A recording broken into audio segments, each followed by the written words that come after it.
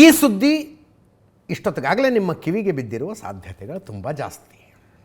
ಆವರಿಸ್ಕೊಂಡು ಬಿಟ್ಟಿದೆ ಇವತ್ತು ಮಾಧ್ಯಮದಲ್ಲಿ. ಭಾರತದ most wanted terrorist Dawood Ibrahim, ಅವನಿಗೆ ಯಾರೋ ವಿಷ ಹಾಕಿದಾರ, ಖಚಿತಪಡ್ತಾ ಇಲ್ಲ, ಮಾಹಿತಿಗಳು ಬರ್ತಾ ಇದ್ದಾವೆ. ಹಾಸ್ಪಿಟಲೈಸ್ ಆಗಿರೋದಂತೂ ಸತ್ಯ, ಅಡ್ಮಿಟ್ ಆಗಿರೋದಂತೂ ನಿಜ. ಭಾರತದಲ್ಲಿ ಮುಂಬೈನಲ್ಲಿ ಸರಣಿ ಬಾಂಬ್ ಬ್ಲಾಸ್ಟ್ಗಳನ್ನು ಮಾಡಿದ ನಂತರ ದಾವೂದ್ ಇಬ್ರಾಹಿಂ ಪಾಕಿಸ್ತಾನದಲ್ಲಿ ತಲೆಮರೆಸ್ಕೊಂಡಿದ್ದಾನೆ. ಪಾಕಿಸ್ತಾನದ ಸರ್ಕಾರ ಅವನನ್ನು ಪ್ರೊಟೆಕ್ಟ್ ಮಾಡ್ತಿದೆ, ಹೈ ಸೆಕ್ಯೂರಿಟಿ ಕೊಟ್ಟು. ಪಾಕಿಸ್ತಾನದ ಡಿಫೆನ್ಸ್ ಕಾಲನಿಯಲ್ಲಿ ದೊಡ್ಡ ಬಂಗ್ಲೆ ಕೊಟ್ಟು ಪಾಕಿಸ್ತಾನಿ ಸರ್ಕಾರ ಅವನನ್ನು ಇಟ್ಟಿದೆ. India's most wanted. ಆವಾಗ ಅವನ ಸುದ್ದಿಗಳು ಬರ್ತಾ ಇರ್ತವೆ, ಅನಾರೋಗ್ಯ ಅಂತೆ, ಹಂಗಾಗಿದೆಯಂತೆ, ಹಿಂಗಾಗಿದೆಯಂತೆ ಅಂತ. ಬಟ್ ಈಗ ಬಂದಷ್ಟು ಸ್ಟ್ರಾಂಗ್ ಸುದ್ದಿಗಳು ಯಾವತ್ತೂ ಬಂದಿರಲಿಲ್ಲ. ಅವನಿಗೆ ಏನೋ ಆಗಿದೆ, ಕರಾಚಿಯಲ್ಲಿ ಹಾಸ್ಪಿಟ್ಲಲ್ಲಿ ಅಡ್ಮಿಟ್ ಇದ್ದಾನೆ. ಅಂದರೆ ತುಂಬ ಥ್ರೆಟ್ ಇರುವಂಥ ಮನುಷ್ಯ. ಹಾಸ್ಪಿಟಲ್ನ ಇಡೀ ಫ್ಲೋರನ್ನು ಅವನಿಗೋಸ್ಕರ ಮಾತ್ರ ಇಡಲಾಗಿದೆಯಂತೆ. ಟೈಟ್ ಸೆಕ್ಯೂರಿಟಿ ಮಾಡಿದಾರಂತೆ, ಟೈಟ್ ಸೆಕ್ಯೂರಿಟಿ. ಇದಷ್ಟು ನಿಜ ಅಂತೆ. ಅಂದರೆ ಇದು ವದಂತಿಗಳಲ್ಲ. 2 ದಿನಗಳಿಂದ ಇದು ನಡೀತಾ ಇದೆ. 2 ದಿನಗಳಿಂದ ಹಾಸ್ಪಿಟಲೈಸ್ ಆಗಿದ್ದಾನೆ. ಆದರೆ ವಿಷಪ್ರಾಶನ ಆಗಿದೆಯಾ? ಪಾಕಿಸ್ತಾನ ಗೌರ್ಮೆಂಟು ಏನು ಹೇಳಕ್ಕೆ ತಯಾರಿಲ್ಲ, ಇಂಡಿಯನ್ ಗೌರ್ಮೆಂಟ್ ಏನು ಹೇಳಕ್ಕೆ ತಯಾರಿಲ್ಲ. ಅಫ್ಕೋರ್ಸ್ ಪಾಕಿಸ್ತಾನ ಹೆಂಗೆ ಹೇಳುತ್ತೆ ಇಂಡಿಯಾಸ್ ಮೋಸ್ಟ್ ವಾಂಟೆಡ್ ನಮ್ಮಲ್ಲಿದ್ದಾನೆ ಅಂತ? ಅವರು ನಿರಾಕರಿಸ್ತಾನೆ ಬಂದಿದ್ದಾರೆ. ಮುಂಬೈನಲ್ಲಿ 1-2 ಜನ ಸಂಬಂಧಿಕರು ಇದ್ದಾರೆ ಅವನ ಸಂಬಂಧಿಕರು. ಅವ್ರು ರೆಗ್ಯುಲರ್ ಟಚ್ನಲ್ಲಿ ಇರ್ತಾರೆ ದಾವೂದ್ ಇಬ್ರಾಹಿಂ ಜೊತೆಗೆ. ಅವ್ರು ಹೇಳೋದು ಇಲ್ಲ, ಹಂಗೇನಿಲ್ಲ, ಆರಾಮಾಗಿದ್ದಾರೆ ಅಂತ. ಕರಾಚಿಯಲ್ಲಿ ಟ್ರೀಟ್ಮೆಂಟ್ ಕೊಡಲಾಗ್ತಾ ಇದೆ, ಹೆಲ್ತ್ ತುಂಬ ಏರುಪೇರಾಗಿದೆ ಅಂತ ಪಾಕಿಸ್ತಾನಿ ಮೀಡಿಯಾದಲ್ಲಿ ಸುದ್ದಿಗಳು ಬರ್ತಾ ಇದ್ದಾವೆ. ಮೋಸ್ಟ್ ಸೀಕ್ರೆಟ್ ಇದು. ಆಸ್ಪತ್ರೆಯ ಒಳಗೆ ಹೊರಗೆ ಭಾರಿ ಭದ್ರತೆ ಇದೆ. ಒಂದು ಇಡೀ ಫ್ಲೋರನ್ನು ಅವನಿಗೋಸ್ಕರ ಮೀಸಲಾಗಿಡಲಾಗಿದೆ. ದಾವೂದ್ ಇಬ್ರಾಹಿಂನ ಪರ್ಸನಲ್ ಬಾಡಿಗಾರ್ಡ್ಗಳು, ಪಾಕಿಸ್ತಾನಿ ಆರ್ಮಿ ಹಾಸ್ಪಿಟಲ್ ಒಂದು ರೀತಿ ಕಾರ್ಡನ್ ಆಫ್ ಮಾಡಿ ನಿಂತ್ಕೊಂಡ್ಬಿಟ್ಟಿದ್ದಾರೆ. ಒಳಗಡೆ ಇರೋದು ದಾವೂದ್ ಇಬ್ರಾಹಿಮು ಸೀರಿಯಸ್ ಆಗಿದ್ದಾನೆ ಅಂತ ಪಾಕಿಸ್ತಾನಿ ಮೀಡಿಯಾದವ್ರು ಹೇಳ್ತಾ ಇದ್ದಾರೆ. ಯಾಕೆ ಸೀರಿಯಸ್ ಅದ ಅಂತ ಗೊತ್ತಿಲ್ಲ. ಸಾಧ್ಯತೆಗಳು 2. ಯಾರ ಬಂದು ವಿಷ ಹಾಕಿರಬೇಕು, ಅಥವಾ ಏನೋ ವಯಸ್ಸಾಗಿದೆ, ವಯೋಸಹಜ ಕಾಯಿಲೆಗಳಿಂದ ಆಸ್ಪತ್ರೆಗೆ ದಾಖಲಾಗಿರಬೇಕು. ಇಂಡಿಯಾಸ್ ಮೋಸ್ಟ್ ವಾಂಟೆಡ್, ಮುಂಬೈ ಸ್ಫೋಟದ ಸಂಚುಕೋರ, ಮುಂಬೈ ಸರಣಿ ಬಾಂಬ್ ಬ್ಲಾಸ್ಟ್, ಇಡೀ ದೇಶವನ್ನು ಮೊಟ್ಟ ಮೊದಲಿಗೆ ಆ ಮಟ್ಟಿಗೆ ನಡುಗಿಸಿದ ಭಯೋತ್ಪಾದಕ ದಾಳಿ ಅದ. 9 ಬಾಂಬ್ಗಳನ್ನು ಬ್ಲಾಸ್ಟ್ ಮಾಡಿದ್ರು. ಹುಸೇನ್ ಝೈದಿದ್ದು ಒಂದು ಬುಕ್ ಇದೆ, ಬ್ಲ್ಯಾಕ್ ಫ್ರೈಡೇ ಅಂತ. ರವಿ ಬೆಳಗೆರೆ ಕನ್ನಡ ಟ್ರಾನ್ಸ್ಲೇಟ್ ಮಾಡಿದ್ದಾರೆ, ಓದಬೇಕು ನೀವು ಒಂದು ಸಲ. ಇಡೀ ಘಟನೆ ಹೆಂಗಾಯಿತು ವಿವರಗಳಿದೆ. ಆವತ್ತಿನಿಂದ he was the most wanted. Bharat ಈತನನ್ನು ಇಂಟರ್ನ್ಯಾಷನಲ್ ಟೆರರಿಸ್ಟ್, ಜಾಗತಿಕ ಉಗ್ರ ಅಂತ ಘೋಷಣೆ ಮಾಡಿದೆ. ಅಮೇರಿಕ ಸಹಿತ ಘೋಷಣೆ ಮಾಡಿದೆ. ವಿಶ್ವಸಂಸ್ಥೆಯ ಭದ್ರತಾ ಮಂಡಳಿ ಕೂಡ ಈತ ಟೆರರಿಸ್ಟು ಅಂತ ಘೋಷಣೆ ಮಾಡಿದೆ. 100 ಕೇಸ್ಗಳಿದ್ದಾವೆ ಭಾರತದಲ್ಲಿ. ಒಂದು ಇಂಟ್ರೆಸ್ಟಿಂಗ್ ಇತಿಹಾಸ ಇವಂತು. ಮುಂಬೈನಲ್ಲಿ ಒಬ್ಬ ಕಾನ್ಸ್ಟೇಬಲ್ ಮಗ ಇವನು, ಪೊಲೀಸ್ ಕಾನ್ಸ್ಟೇಬಲ್ ಮಗ, ಓದು ತಲೆಗೆ ಹತ್ತಲಿಲ್ಲ. ಓಡಾಡ್ಕೊಂಡಿರುವಾಗ ಸಣ್ಣ ಪುಟ್ಟ ಕ್ರೈಮ್ಗಳಲ್ಲಿ ತೊಡಗಿಸಿಕೊಳ್ಳೋದಕ್ಕೆ ಶುರು ಮಾಡ್ತಾನೆ. ಡೋಂಗ್ರಿ ಸ್ಲಮ್ನಲ್ಲಿ ಬೆಳೆದಿತ್ತು ಸಣ್ಣ ಪುಟ್ಟ ಕ್ರೈಮ್ಗಳಲ್ಲಿ. ಮಾಡ್ತಾ ಮುಂಬೈ ಅಂಡರ್ವರ್ಲ್ಡ್ನ ಹಿಡಿತಕ್ಕೆ ತಗೊಳ್ತಾನೆ. ಒಂದು ಡಿ ಕಂಪನಿ ಅಂತ ಶುರು ಮಾಡ್ಕೊತಾನೆ. ದೊಡ್ಡ ಕತೆ ಅದು. ಇವನು ಛೋಟಾ ರಾಜನ್ ಒಟ್ಟೊಟ್ಟಿಗೆ ಇದ್ದರು. 1986ನಲ್ಲಿ ಇವತ್ತ ಇಂಡಿಯಾ ಬಿಟ್ಟು ದುಬೈಗೆ ಹೋಗ್ತಾನೆ. ದುಬೈನಲ್ಲಿ ಸೆಟ್ಲ್ ಆಗ್ತಾನೆ. 1990ಸಲ್ಲಿ ಇವನ ಟೀಮಿಗೆ 5,000 ಜನ ಕೆಲಸ ಮಾಡ್ತಿದ್ರು. ದುಬೈನಲ್ಲಿ ಕೂತ್ಕೊಂಡು ಇನ್ಸ್ಟ್ರಕ್ಷನ್ಸ್ ಕೊಡ್ತಿದ್ದ ಅವ. ಇಲ್ಲಿ ಹೋಗಿ ದುಡ್ಡು ತಗೊಂಬನ್ನಿ, ಅಲ್ಲಿ ಹೋಗಿ ಅವನನ್ನು ಕೊಲ್ಲಿ, ಇವ್ರನ್ನ ಕಿಡ್ನ್ಯಾಪ್ ಮಾಡಿ. ಅಲ್ಲಿಂದ ಇನ್ಸ್ಟ್ರಕ್ಷನ್ಸ್ ಬರ್ತಿತ್ತು. 5,000 ಟೀಮ್ ಮೆಂಬರ್ಸ್ ಇದ್ರು ಅವನ ಗ್ಯಾಂಗಿಗೆ. ಅವರು ಅದನ್ನು ಇಂಪ್ಲಿಮೆಂಟ್ ಮಾಡೋರು. ಏನು ಇನ್ಸ್ಟ್ರಕ್ಷನ್ ಬರುತ್ತೋ ಅದನ್ನು ಇಂಪ್ಲಿಮೆಂಟ್ ಮಾಡ್ತಿದ್ರು. 100 ಕೋಟಿ ವ್ಯವಹಾರ, ಎಂಪೈರ್ ಆವಾಗ ಒಂದು 1990ಸಲ್ಲಿ ದುಬೈನಲ್ಲಿ ಕೂತ್ಕೊಂಡು ಮುಂಬೈನಲ್ಲಿ ಮಾಡ್ತಿದ್ದ. 1993ಯಲ್ಲಿ ಸೀರಿಯಲ್ ಬಾಂಬ್ ಬ್ಲಾಸ್ಟ್ ಮಾಡ್ತಾನೆ. ಪಾಕಿಸ್ತಾನದಿಂದ RDX ಬರುತ್ತೆ.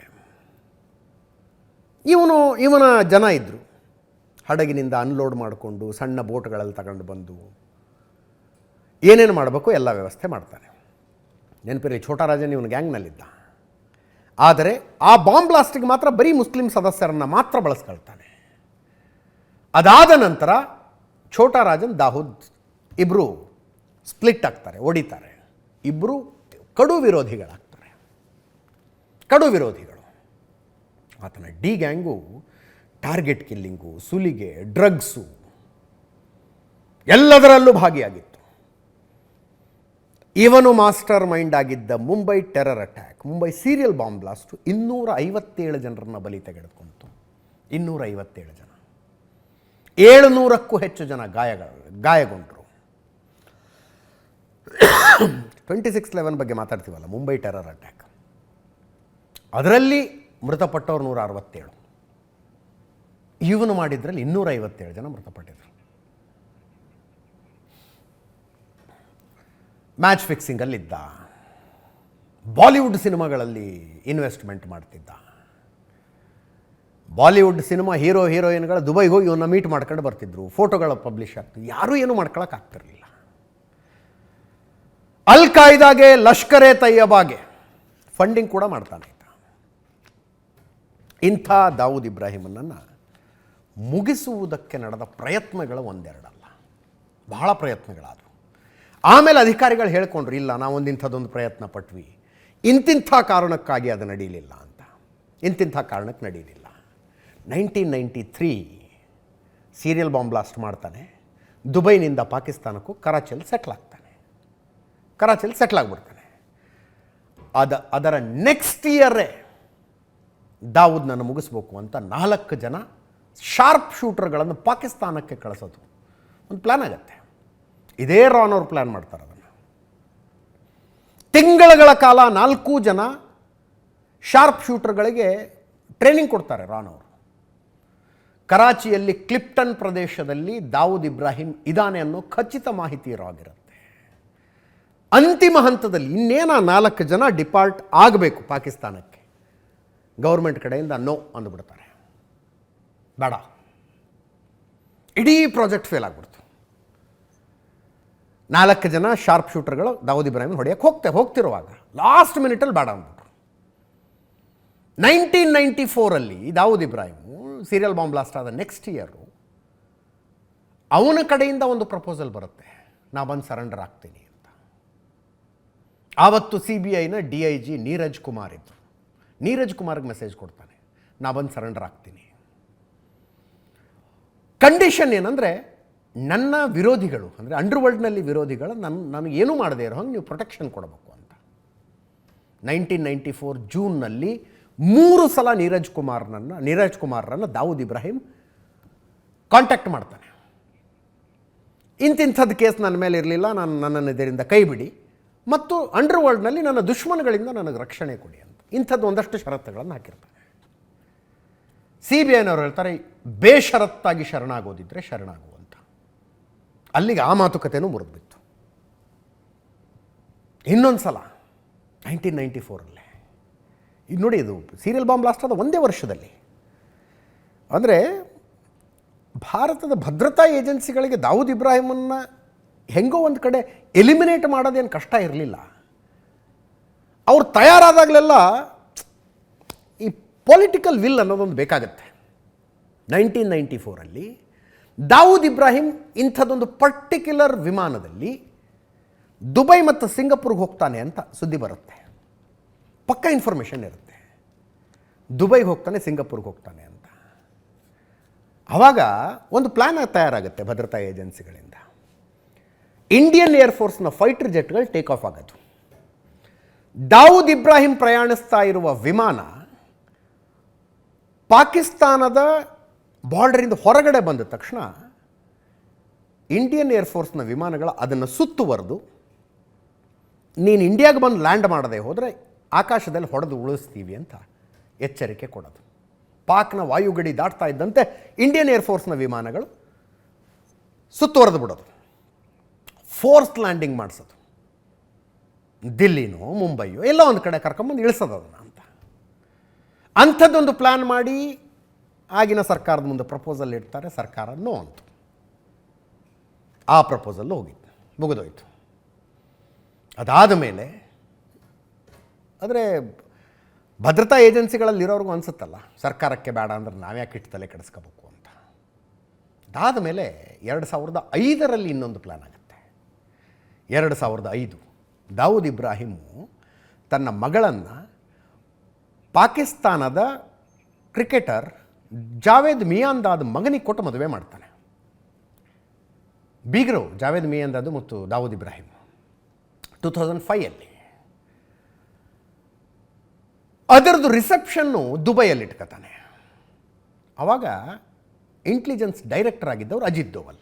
ಈಗ ಪ್ರಧಾನಮಂತ್ರಿಗಳಿಗೆ ಭದ್ರತಾ ಸಲಹೆಗಾರರು ಏನು ಅಜಿತ್ ದೋವಲ್ ಇದ್ದಾರಲ್ಲ, ಅವರು ಇಂಟೆಲಿಜೆನ್ಸ್ ಡೈರೆಕ್ಟರ್. ಅವರೊಂದು ಪ್ಲ್ಯಾನ್ ಮಾಡ್ತಾರೆ.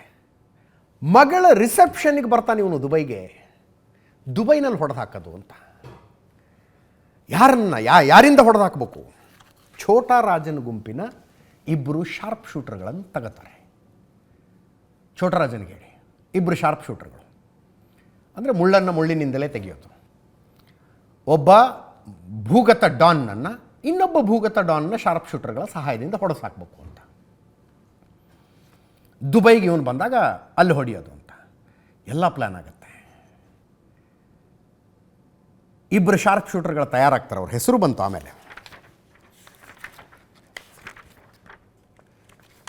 ವಿಕ್ಕಿ ಮಲ್ಹೋತ್ರಾ, ಫರೀದ್ ತನಾಷಾ ಅನ್ನುವ ಇಬ್ಬರು ಶಾರ್ಪ್ ಶೂಟರ್ಗಳು ತಯಾರಾಗ್ತಾರೆ. ದುಬೈಯಲ್ಲಿ ನಾವು ದಾವೂದ್ ಇಬ್ರಾಹಿಮನ್ ಫೈರ್ ಮಾಡಿ ಕೊಂದು ಹಾಕ್ತೀವಿ ಅಂತ. ಅಜಿತ್ ದೋವಲ್ ಅವರಿಗೆಲ್ಲ ಬ್ರೀಫಿಂಗ್ ಮಾಡ್ತಿರ್ತಾರೆ. ದುಬೈನಲ್ಲಿ ನಮ್ಮ ಏಜೆಂಟ್ಸ್ ಯಾರು, ಹೆಂಗೆ ಸಹಾಯ ಸಿಗುತ್ತೆ, ಏನೇನೆಲ್ಲ ಮಾಡ್ತಿರ್ತಾರೆ.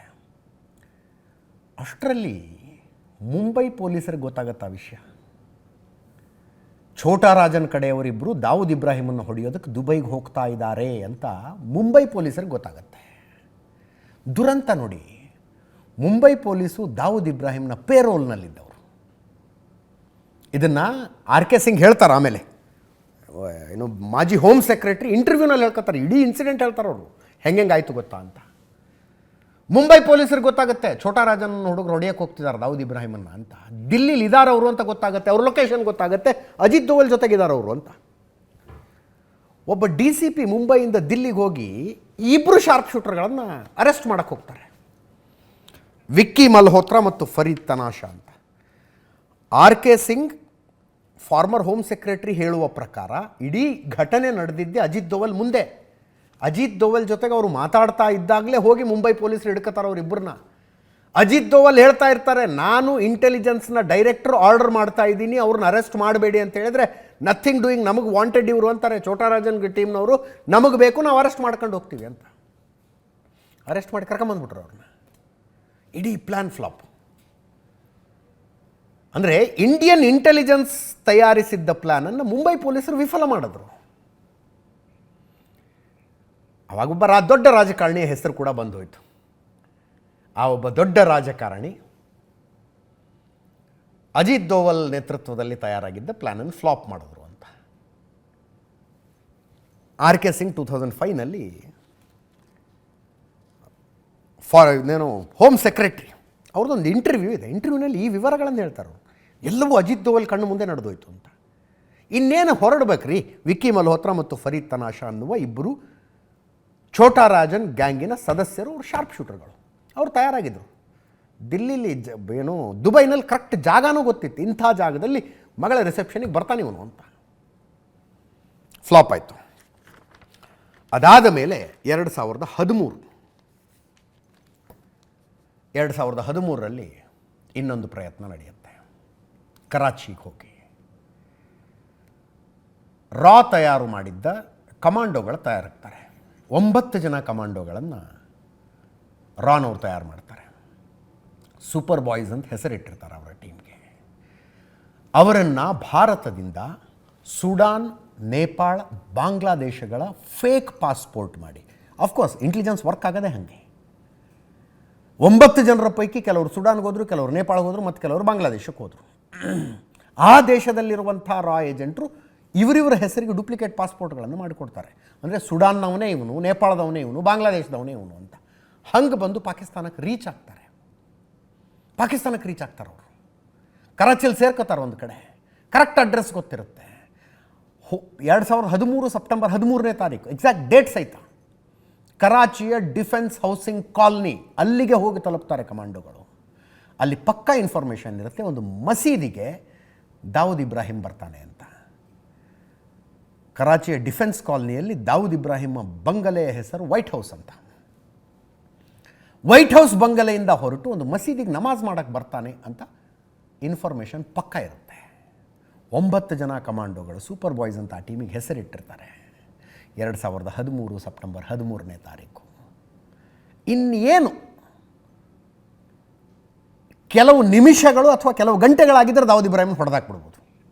ಪೊಸಿಷನ್ನು ತಗೊಂಡಿದ್ರಂತೆ, ಮಾಹಿತಿಗಳ ಪ್ರಕಾರ ಪೊಸಿಷನ್ನು ತಗೊಂಡಿದ್ರಂತೆ. ಲಾಸ್ಟ್ ಮಿನಿಟಲ್ಲಿ ಅವ್ರಿಗೊಂದು ಮೆಸೇಜ್ ಹೋಗುತ್ತೆ, ಆಪರೇಷನ್ ಅಬಾರ್ಟ್, ಹೊಡಿಬೇಡಿ ಬಂದುಬಿಡಿ ವಾಪಸ್ಸು ಅಂತ. ಹೊಡಿಬೇಡಿ ಬಂದುಬಿಡಿ ವಾಪಸ್ಸು ಅಂತ ಲಾಸ್ಟ್ ಮಿನಿಟಲ್ಲಿ ಮೆಸೇಜ್ ಹೋಗುತ್ತೆ. ಬಂದ ದಾರಿಗೆ ಸುಂಕವಿಲ್ಲ ಅನ್ನುವಂತೆ ಬಂದುಬಿಟ್ರು. ಈಗ ಇವನಿಗೆ ವಿಷಪ್ರಾಶನ ಮಾಡಲಾಗಿದೆಯಾ? ಹಾಸ್ಪಿಟ್ಲಿಗೆ ಅಡ್ಮಿಟ್ ಅಂತೂ ಆಗಿದ್ದಾನೆ. ವಿಷಪ್ರಾಶನದಿಂದಲೇ ಆಗಿದ್ದರೆ ಬಹಳ ಸಂತೋಷ. ಇಂಥವರು ಭೂಮಿಯ ಮೇಲಿರೋದಕ್ಕೆ ಅರ್ಹ ಅಲ್ಲ. 257 ಜನ ಅಮಾಯಕರು. ಮುಂಬೈ ಸ್ಟಾಕ್ ಎಕ್ಸ್ಚೇಂಜ್ ಸೇರಿದಂತೆ ಅನೇಕ ಸ್ಥಳಗಳ ಮೇಲೆ ತನ್ನ ಹುಡುಗರನ್ನು ಬಿಟ್ಟು ಬಾಂಬ್ ಬಿಡಿಸ್ತಾ ಇದ್ದ. ಕಾರ್ಗಳಲ್ಲಿ, ಬೈಕ್ಗಳಲ್ಲಿ RDX ಇಟ್ಟು ಸ್ಫೋಟಕ ತಯಾರಿಸಿದ್ದು. ಟೈಗರ್ ಮೆಮೊನ್ನ ಮನೆಯಿಂದ ಹೊರಡುತ್ತೆ ಸ್ಫೋಟಕ. ಟೈಗರ್ ಮೆಮೊನ್ ಮನೆಯಿಂದ. ಆ ಟೈಗರ್ ಮೆಮೊನ್ ಅರೆಸ್ಟ್ ಆಗಿ ವಿಚಾರಣೆ ಎದುರಿಸಿ ಆತನಿಗೆ ಗಲ್ಲು ಶಿಕ್ಷೆ ಆಗುತ್ತೆ. ಆತನನ್ನು ಗಲ್ಲಿಗೇರಿಸಿದಾಗ ಆತನ ಅಂತ್ಯ ಸಂಸ್ಕಾರಕ್ಕೆ ಸೇರಿದ್ದ ಜನರನ್ನು ನೋಡ್ಬೇಕು ನೀವು. ಯಾಕೂಬ್ ಮೆಮನ್ ಅವನ ಸಮಾಧಿಯನ್ನು ಅಲಂಕರಿಸಲಾಗಿದೆ ಮುಂಬೈನಲ್ಲಿ. ಅಲಂಕರಿಸಿದ ಸಮಾಧಿಯಲ್ಲಿ ಆತ ಅಂತಿಮ ಚಿರನಿದ್ರೆಯಲ್ಲಿದ್ದಾನೆ. ಅದಕ್ಕೆ ಸೆಕ್ಯೂರಿಟಿ ಬೇರೆ. ಇವನು ಬಿಡ್ರಿ, ಪಾಕಿಸ್ತಾನದ ಕರಾಚಿಯಲ್ಲಿ ತಲೆ ತಪ್ಪಿಸಿಕೊಂಡವನು. ನೇಣಿಗೆ ಹಾಕಿದ ಯಾಕೂಬ್ ಮೆಮನ್ಗೆ ಬಂದು ಅಂತ್ಯ ಸಂಸ್ಕಾರಕ್ಕೆ ಸೇರಿದ ಜನ ಮತ್ತು ಅವನಿಗೆ ಅಷ್ಟು ದೊಡ್ಡ ಸಮಾಧಿಯನ್ನು ಕಟ್ಟಿದ ಜನರ ಮನಸ್ಥಿತಿ ಹೇಳಿ ನೀವು. ಮುಂಬೈ ಯಾವತ್ತೂ ಮರೆಯೋದಕ್ಕೆ ಸಾಧ್ಯ ಇಲ್ಲ 1993 ಆ ಬಾಂಬ್ ಬ್ಲಾಸ್ಟನ್ನು. ಯಾವತ್ತಿಗೂ ಮರೆಯೋದಕ್ಕೆ ಸಾಧ್ಯ ಇಲ್ಲ. ಇಂಥವನು ಪಾಕಿಸ್ತಾನದಲ್ಲಿ ತಲೆ ತಪ್ಪಿಸ್ಕೊಂಡಿದ್ದಾನೆ. ಇಂಡಿಯಾ ಅವಾಗಿಂದಲೂ ಪಾಕಿಸ್ತಾನಕ್ಕೆ ಡಾಸಿಯರ್ಸ್ ಕೊಡ್ತಾ ಇದೆ. ನಿಮ್ಮಲ್ಲೇ ಇದ್ದಾನವನು. 9 ಮನೆ ಇದೆ ಇವನಿಗೆ ಪಾಕಿಸ್ತಾನದಲ್ಲಿ. 9 ಮನೆಗಳಿದ್ದಾವೆ. ಇಂತಿಂಥ ಮನೆಯ, ಈ ಊರಿನ, ಈ ಓಣಿಯ ಇಂಥ ಮನೆ ದಾವೂದ್ ಇಬ್ರಾಹಿಂಗೆ ಸೇರಿದ್ದು ಅನ್ನುವ ತನಕ ಡಾಸಿಯರ್ಗಳನ್ನು ಭಾರತ ಸರ್ಕಾರ ಪಾಕಿಸ್ತಾನಕ್ಕೆ ಕೊಟ್ಟಿದೆ. ಪಾಕಿಸ್ತಾನದವ್ರಿಗೆ ದಾವೂದ್ ಇಬ್ರಾಹಿಂ ಅನ್ನೋರು ಯಾರೋ ನಮ್ಮಲ್ಲಿ ಇಲ್ಲವೇ ಇಲ್ಲ ಅಂತಾರೆ. ನಮ್ಮವ್ರು ಯಾರೂ ಇಲ್ಲವೇ ಇಲ್ಲ ಅಂತ ಪಾಕಿಸ್ತಾನದ ರಿಯಾಕ್ಷನ್ ಅದು. ಸತ್ತ ಮೇಲೆ ಏನು ಹೇಳ್ತಾರೆ ಅನ್ನೋದೊಂದು ಕುತೂಹಲ ಇದೆ. ಈತನ ಕಥೆ ಮುಗಿದ ಮೇಲೆ ಏನು ಹೇಳ್ತಾರೆ? ಅರೆ, ಜಾವೇದ್ ಮಿಯಾಂದಾದ್ ಪಾಕಿಸ್ತಾನದ one of the top rated cricketer ಮಗನಿಗೆ ತನ್ನ ಮಗಳು ಕೊಟ್ಟು ಮದುವೆ ಮಾಡ್ತಾನೆ ರೀ. ದುಬೈಯಲ್ಲಿ ಐಷಾರಾಮಿ ಅದ್ದೂರಿ ಮದುವೆ ಆಗುತ್ತೆ. Still Pakistan denies. ಸೇಮ್ ಅಲ್ಲ? ಸೇಮ್. ಒಸಾಮಾ ಬಿನ್ ಲಾಡೆನ್ನು ಒಳಗೆ ಇದ್ದ, ನಮಗೆ ಗೊತ್ತೇ ಇಲ್ಲ ಅಂತಿತ್ತು ಪಾಕಿಸ್ತಾನ. ಅಬೋಟಾಬಾದ್ನ ಮಿಲಿಟರಿ ಕ್ಯಾಂಪಸ್ ಪಕ್ಕದ ಬಂಗಲೆಯಲ್ಲಿದ್ದ ಅವನು. ಅಫ್ಘಾನಿಸ್ತಾನದಿಂದ ಟೇಕ್ ಆಫ್ ಆದವು 2 ಹೆಲಿಕಾಪ್ಟರ್ ಅಮೇರಿಕದ್ದು. ಬಂದು ಲ್ಯಾಂಡ್ ಆದವು ಅದೇ ಕಾಂಪೌಂಡಿನ, ಅದೇ ಬಂಗಲೆಯ ಕಾಂಪೌಂಡ್ ಒಳಗೆ. ಬಂದರು, ನುಗ್ಗಿದ್ರು, ಹೊಡೆದ್ರು, ಹೆಣ ಎತ್ಕೊಂಡು ಹೋದರು. ಆಮೇಲೆ ಪಾಕಿಸ್ತಾನ ಹೇಳ್ತು, ಅಯ್ಯೋ ನಮ್ಮಲ್ಲೇ ಇದ್ನ, ಇವನು ಗೊತ್ತೇ ಇಲ್ಲ ಅಂತ. ದಾವೂದ್ ಇಬ್ರಾಹಿಂ ಸತ್ತ ಮೇಲೂ ಹಿಂಗೆ ಹೇಳುತ್ತೇನೋ ಪಾಕಿಸ್ತಾನ ಕಥೆನ. ಪಾಕಿಸ್ತಾನದ ಹಿರಿಯ ಮಿಲಿಟರಿ ಅಧಿಕಾರಿಗಳಿಗೆ ಈತ ನೇಬರು. ಹಿರಿಯ ಮಿಲಿಟರಿ ಅಧಿಕಾರಿಗಳು ಕರಾಚಿ ಡಿಫೆನ್ಸ್ ಹೌಸಿಂಗ್ ಕಾಲನಿಯಲ್ಲಿ ಮನೆ ಒಂದು ಬಂಗಲೆ, ವೈಟ್ ಹೌಸ್ ಅಂತ. ಪಾಕಿಸ್ತಾನದ ಕುಕೃತ್ಯಗಳಿಗೆ ಇದಕ್ಕಿಂತ ಇನ್ನೇನು ಬೇಕು. We are waiting. ಆಮೇಲೆ ವಿಷ ಹಾಕಿರುವ ಸುದ್ದಿಗೆ ಯಾಕಷ್ಟು ರೆಕ್ಕೆ ಪುಕ್ಕಗಳು ಬಂದಿದ್ದಾವೆ ಅಂದರೆ ಇಂಡಿಯಾ ಇತ್ತೀಚೆಗೆ ಅದನ್ನು ಮಾಡ್ತಿದೆ.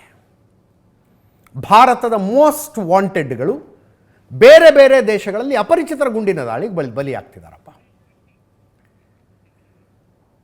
ಪಾಕಿಸ್ತಾನದಲ್ಲೇ 17 ಭಾರತದ ಮೋಸ್ಟ್ ವಾಂಟೆಡ್ಗಳು ಹಿಂಗೆ ಸತ್ರು. ಏನು ತಂಪಾಡಿತಾವೆ ಏನೋ ಕೆಲಸ ಮಾಡ್ಕೊಂಡಿರ್ತಾರೆ, ಯಾವನೋ ಬಂದು ಗುಂಡು ಹೊಡೆದು ಹೋಗ್ತಾನೆ ಅವ್ರಿಗೆ. ಅಪರಿಚಿತ ಬಂದೂಕುದಾರಿಗಳು. ಗೊತ್ತಿಲ್ಲ, ಸೂಪರ್ ಬಾಯ್ಸ್ ಅಂತ 9 ಜನ ದಾವೂದ್ ಇಬ್ರಾಹಿಮನ್ನು ಹೊಡೆಯೋದಕ್ಕೇನು ಕರಾಚಿಗೆ ತಲುಪಿ ಪೊಸಿಷನ್ ತಗೊಂಡಿದ್ರಲ್ಲ, ಆ ಥರನೋ ಏನೋ ಗೊತ್ತಿಲ್ಲ. ಟೈಟ್ ಸೆಕ್ಯೂರಿಟಿಯಲ್ಲಿದ್ದಂಥವರು ಕೂಡ ಕೆಲವ್ರನ್ನ ಪಾಕಿಸ್ತಾನ ಸರ್ಕಾರ ಕಾಯ್ತಾ ಇತ್ತು. ಇವರು ಭಾರತಕ್ಕೆ ಮೋಸ್ಟ್ ವಾಂಟೆಡ್, ಇವ್ರಿಗೇನು ತೊಂದರೆ ಆಗಬಾರ್ದು ಅಂತ ಸೆಕ್ಯೂರಿಟಿ ಕೊಟ್ಟು ಕಾಯ್ತಿದ್ರು. ಅಂಥವರನ್ನೂ ಹೋಗಿ ಅಪರಿಚಿತ ಬಂದೂಕುದಾರಿಗಳು ಉಡಾಯಿಸಿ ಬಂದಿದ್ದಾರೆ. ಪಾಕಿಸ್ತಾನದಲ್ಲೇ 17 ಜನ ಪಾಕಿಸ್ತಾನದಲ್ಲೇ, ಕೆನಡಾದಲ್ಲಿ 3 ಜನ, ನೇಪಾಳದಲ್ಲೊಬ್ಬ, ಅಫ್ಘಾನಿಸ್ತಾನದಲ್ಲೊಬ್ಬ, ಯುನೈಟೆಡ್ ಕಿಂಗ್ಡಮ್ನಲ್ಲೊಬ್ಬ, UK ಮೋಸ್ಟ್ ವಾಂಟೆಡ್. ಇವರು ಮೋರ್ ದ್ಯಾನ್ 25 ಜನ ಹಂಗೆ ಸತ್ತವರು. 25 ಜನ ಭಾರತಕ್ಕೆ ಬೇಕಾಗಿದ್ದಂಥವರು ವಿದೇಶಗಳಲ್ಲಿ ಅಪರಿಚಿತರ ಗುಂಡಿನ ದಾಳಿಗಳಿಗೆ ಬಲಿಯಾಗ್ತಿದ್ದಾರೆ. ಅಲ್ಲಿ ತನಿಖೆ ಮಾಡಿದ್ರೆ ಯಾರೋ ಲೋಕಲ್ ಅಲ್ಲಿ ಗುಂಡಾಗರ್ದಿ ಮಾಡ್ಕೊಂಡು ಓಡಾಡ್ತಿರ್ತಾರೆ, ರೌಡಿಗಳಿರ್ತಾರಲ್ಲ, ಅವರು ಬಂದು ಹೊಡೆದ್ರು ಅಂತ. ನಮ್ಮದೇನೋ ವೈಯಕ್ತಿಕವಾದ ಹಿತಾಸಕ್ತಿ ಅಂತಾರೆ ಅವರು, ವೈಯಕ್ತಿಕ ಕಾರಣಕ್ಕೆ ಕೊಂದ್ವಿ ಅಂತ. ಬಟ್ ಅವ್ರಿಗೆ ಎಲ್ಲೆಲ್ಲಿಂದ ವ್ಯವಸ್ಥೆಗಳಾದವು, ಏನು ಕಥೆ, ಮುಂದೆ ಯಾವತ್ತೂ ಬರ್ತವೆ, ಇವೆಲ್ಲ ಹೊರಗೆ ಬರ್ತವೆ. ಏನಾಯಿತು ಏನು ಕಥೆ ಅನ್ನೋದು ಮುಂದೆ ಯಾವತ್ತೂ ಬರುತ್ತೆ. ಪಾಕಿಸ್ತಾನದ ಒಳಗೆ 17 ಜನರನ್ನು ಹೊಡೆದು ಹಾಕಲಾಗಿದೆ. They were most wanted. ಭಾರತದಲ್ಲಿ ಅನೇಕ ಭಯೋತ್ಪಾದಕ ಕೃತ್ಯಗಳೇನು ನಡೆದುವಲ್ಲ, ಅವುಗಳ ಸೂತ್ರಧಾರರು ಅಲ್ಲಿ ಕೂತ್ಕೊಂಡಿದ್ರು ಆರಾಮಾಗಿ. ಕೆಲವು ಖಲಿಸ್ತಾನಿ ಟೆರರ್ ಆರ್ಗನೈಸೇಷನ್ಗಳ ನೇತೃತ್ವ ವಹಿಸಿದಂಥವ್ರು ಅವರು ಕೂಡ ಪಾಕಿಸ್ತಾನದಲ್ಲಿದ್ದರು. ಅವ್ರನ್ನೂ ಬಿಟ್ಟಿಲ್ಲ ಅಪರಿಚಿತ ಬಂದೂಕುದಾರಿಗಳು, ಹೊಡೆದಾಕಿದ್ದಾರೆ. ಈಗ ದಾವೂದ್ ಇಬ್ರಾಹಿಮನ್ನು ಗುಂಡು ಹೊಡೆಯೋದಕ್ಕೆ ಸಾಧ್ಯ ಇಲ್ಲ ಅಂತ ವಿಷ ಹಾಕಿದ್ರ. ಯಾಕಂದರೆ ಮೋಸ್ಟ್ ವಾಂಟೆಡ್ಗಳನ್ನು ಹೊಡೆದು ಹಾಕಲಾಗಿದೆ ಅಂದರೆ ಎಲ್ಲರೂ ಗುಂಡು ಹೊಡೆದೇ ಕೊಂದಿಲ್ಲ, ಕೆಲವರಿಗೆ ವಿಷಪ್ರಾಶನವೂ ಆಗಿದೆ. ಒಬ್ಬ Khalistani most wanted terrorist, cancer ಅಂತ ಅವನಿಗೆ, UK ಯುನೈಟೆಡ್ ಕಿಂಗ್ಡಮಲ್ಲಿ, ಇಂಗ್ಲೆಂಡಲ್ಲಿ ಕ್ಯಾನ್ಸರು ಫಸ್ಟ್ ಸ್ಟೇಜ್, ಆರೋಗ್ಯವಾಗೇ ಇದ್ದ. ಅದರದ್ದೇನೋ ಟ್ರೀಟ್ಮೆಂಟಿಗೆ ಹೋಗಿದ್ದ ಹಾಸ್ಪಿಟ್ಲಿಗೆ, ಅಲ್ಲಿ ಏಕಾಏಕಿ ಸತ್ತೋದ. ನೋಡಿದ್ರೆ ಹಾಸ್ಪಿಟ್ಲ್ ಒಳಗೆ ಬಂದು ಅವನಿಗೆ ವಿಷ ಹಾಕಿದ್ರಂತೆ, ಹಾಸ್ಪಿಟ್ಲ್ ಬೆಡ್ ಮೇಲೆ ವಿಷ ಹಾಕಿದ್ರಂತೆ ಅವನಿಗೆ. ಅಂಥ ಇಂಟ್ರೆಸ್ಟಿಂಗ್ ಘಟನೆಗಳು ಬಹಳ ಇದ್ದಾವೆ. ಇನ್ನೊಬ್ಬನ ಮೇಲೆ ಲಾರಿ ಹತ್ತಿಸಿದ್ದಾರೆ. ಹಾಗೆ ದಾವೂದ್ ಇಬ್ರಾಹಿಮನಿಗೂ ವಿಷಪ್ರಾಶನ ಮಾಡಲಾಯಿತಾ? ಇನ್ನೂ ತನಕ ಕ್ವಶನ್ ಮಾರ್ಕ್ ಇದು, ನೆನಪಿಟ್ಕೊಳ್ಳಿ. Still a question mark. Wishful thinking ಅಂತೀವಲ್ಲ, ಹಂಗೆ ವಿಶ್ಫುಲ್ ಥಿಂಕಿಂಗ್ ಮಾಡ್ತಾಯಿದ್ದೀವಿ. ಯಾರೂ ಏನೂ ಹೇಳ್ತಿಲ್ಲ ಏನಾಗಿದೆ ಅಂತ. ಮುಂಬೈನಲ್ಲೇ ಇನ್ನೂ ದಾವೂದ್ ಇಬ್ರಾಹಿಮ್ನ ಅಕ್ಕ ಇದ್ದಾಳೆ, ಚೆನ್ನಾಗಿದ್ದಾರೆ ಅವರೆಲ್ಲ. ದಾವೂದ್ ಇಬ್ರಾಹಿಮ್ನ ಹಲವು ಆಸ್ತಿಗಳನ್ನು ಹರಾಜು ಹಾಕಲಾಯಿತು. ಇರೋ ಮನೆ ಒಂದು ಹಾಗೆ ಇದೆ, ದೊಡ್ಡ ಮನೆಯಲ್ಲಿ ಇರ್ತಾಳೆ ಅವ್ರ ಅಕ್ಕ, ನಿರಂತರವಾಗಿ ಟಚ್ನಲ್ಲಿದ್ದಾಳೆ. ಆಕೆಯನ್ನು ಭಾರತದ ಏಜೆನ್ಸಿಯವರು ಹೋಗಿ ಕೇಳ್ತಿದ್ದಾರಂತೆ, ಏನಾಗಿದೆ, ನಿಮಗೇನಾದ್ರು ಸುದ್ದಿ ಬಂದಿದೆಯಾ ಅಂತ. ಅಂಥದ್ದು ಏನು ಸುದ್ದಿ ಇಲ್ಲ ಅಂತ ದಾವೂದ್ ಇಬ್ರಾಹಿಂ ಅಕ್ಕ ಹೇಳ್ತಿರೋದು. ಸುದ್ದಿ ಆಗಲಿ, ನಿಜ ಆಗಲಿ, ಅಷ್ಟೇ ಬಯಸೋದು ನಾವು. ಬಟ್ ಹಾಸ್ಪಿಟಲ್ನಲ್ಲಿ ಟೈಟ್ ಸೆಕ್ಯೂರಿಟಿ ಇರೋದಂತೂ ಸತ್ಯ. Who of Pakistani military have visited. ತುಂಬ ದೊಡ್ಡ ದೊಡ್ಡ ಅಧಿಕಾರಿಗಳು ಬಂದು ಆಸ್ಪತ್ರೆಗೆ ಭೇಟಿ ಕೊಟ್ಟು ಹೋಗಿದ್ದಾರೆ. ಪಾಕಿಸ್ತಾನಿ ಮೀಡಿಯಾ ಕಣ್ಣಿಟ್ಕೊಂಡಿದೆ ಒಂದು. ಅದರ ಜೊತೆಗೆ ಇವರ ಬೀಗರಾದ ಮಿಯಾಂದಾದ್ ಮನೆಗೂ ಸೆಕ್ಯೂರಿಟಿ ಕೊಡಲಾಗಿದೆ ಅಂತ ಈಗ ಒಂದು ಸ್ವಲ್ಪ ಹೊತ್ತಿಗೆ ಮುಂಚೆ ಸುದ್ದಿ. ಜಾವೇದ್ ಮಿಯಾಂದಾದ್ ದಾವೂದ್ ಇಬ್ರಾಹಿಮನ ಬೀಗರು, ಅಂದರೆ ದಾವೂದ್ ಇಬ್ರಾಹಿಂ ಮಗಳ ಮಾವ, ಅವರ ಮನೆಗೂ ಕೂಡ ಬಿಗಿ ಭದ್ರತೆಯನ್ನು ಕೊಡಲಾಗಿದೆ ಅಂತ ಪಾಕಿಸ್ತಾನದಲ್ಲಿ ಅಲ್ಲಿನ ಮೀಡಿಯಾದವರು ಹೇಳ್ತಾ ಇದ್ದಾರೆ. ಎಲ್ಲವೂ ಸತ್ಯ ಆಗಿರಲಿ, ಆದಷ್ಟು ಬೇಗ ಒಂದು ಸಂತೋಷದ ಸುದ್ದಿ ಬರಲಿ.